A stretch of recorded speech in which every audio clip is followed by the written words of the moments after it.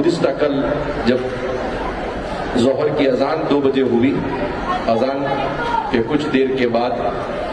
میں اور بھائی اویس اور ہم لوگ قرآن کی تلاوت کر رہے تھے ان کے ارد گرد بیٹھ کر، اور تھوڑی دیر کے بعد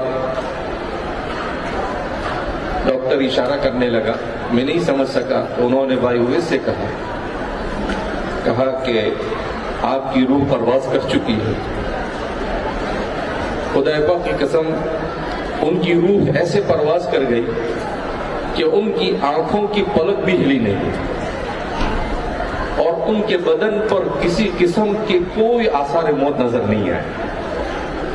ذرہ برابر میں والد صاحب کے سر پر ہاتھ رکھ کر ان فی خلق السماوات والارض والا رکوع پڑھ رہا تھا،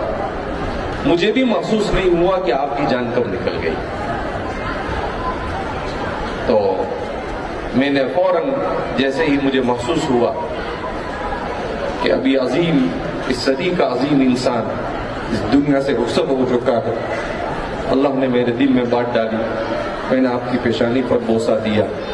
اور اس حضرت ابوبکر کی سنت کو زندہ کیا، طبت حیا وطبت میتا۔